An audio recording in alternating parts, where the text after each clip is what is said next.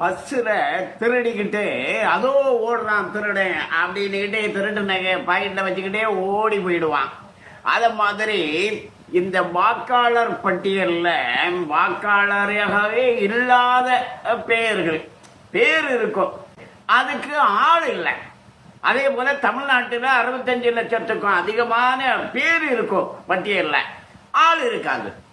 அப்படி பேர் இருக்கும் ஆள் இல்லை அப்படி இருக்கக்கூடிய பட்டியலை கொஞ்சம் ரஃபா நடந்துக்கக்கூடிய அரசியல் கட்சி என்ன பண்ணுவாங்கன்னா அந்த பட்டியலை எடுத்து வச்சுக்குவான். எடுத்து வச்சுக்கிட்டு ஒரு ஆள் அனுப்பி அந்த ஓட்டை போட்டுருவான். இதுதான் ஓட்டு திருட்டுங்கிறது. இந்த ஓட்டு திருட்டை தடுக்கிறதுக்கு தான் இப்ப என்ன பண்றாங்க, ஒரு வீட்டில் போய் படிவத்தை கொடுத்து எத்தனை பேர் இருக்காங்க, 7 பேரா 4 பேரா இருந்தாங்க அப்படிங்க, இதுதான் கீழே கையெழுத்து போட்டு கொடுங்க.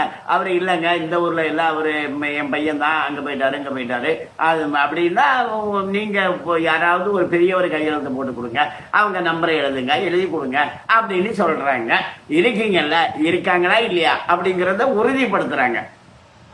சிலர் பட்டியலில் பேர் இருக்கும், ஊர் மாறி போயிட்டு இருப்பாங்க, பர்மனண்டா இருக்கவே மாட்டாங்க, அல்லது இறந்து போயிருப்பாங்க. இந்த மாதிரி இருந்துட்டா இதுதான் 65 லட்சம் பீகார்ல.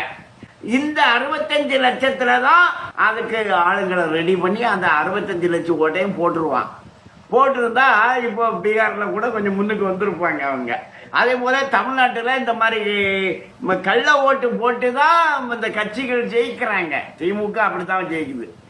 இப்போ திமுக அதனாலதான் இந்த சரி பார்க்கறதெல்லாம் நீங்க செய்யாதுங்க, நாங்க கள்ள ஓட்டு போடணும், அதுக்காக வேண்டி அந்த பேரு எல்லாம் அப்படியே இருக்கட்டும், அதுல நாங்க ஓட்டு போடுவோம் அப்படின்னு அவங்க சொல்றாங்க.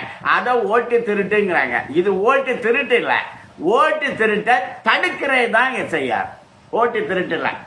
500 1000 அந்த நோட்டை எல்லாத்தையும் நீங்க வங்கியில கட்டிடுங்க, உங்க கணக்குல கட்டுங்க, கட்டிக்கிட்டு எடுத்துக்கிடுங்க அப்படிதான் சொன்னாங்க. கட்டிட்டு எடுக்கிறதுல என்ன கஷ்டம் உங்களுக்கு?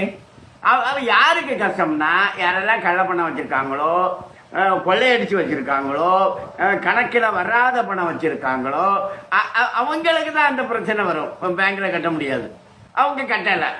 அப்ப அந்த மாதிரி திருட்டு பணம் வச்சிருக்கவங்கள பிடிக்கிறது எப்படி? அதுக்காக தான் அந்த பேங்க்ல கட்டுங்கன்னு சொன்னாங்க. கள்ள பணத்தை கண்டுபிடிக்கிறது ரீமானிட்டேஷன், கள்ள ஓட்டை கண்டுபிடிக்கிறதுக்கு எஸ்ஐஆர். இது பிஜேபி தான் செய்யுது. இதுக்கு முன்னாடி எல்லாம் நடந்ததே இல்லை, அப்படி எல்லாம் கிடையாது. ரீமானிட்டேஷன் ஏற்கனவே நடந்திருக்குது. இதை மாதிரி தேர்தல் எஸ்ஐஆர் திருத்துறதும் ஏற்கனவே நடந்திருக்குது. 8 முறை நடந்திருக்கு காங்கிரஸ் ஆட்சியில. வணக்கம்.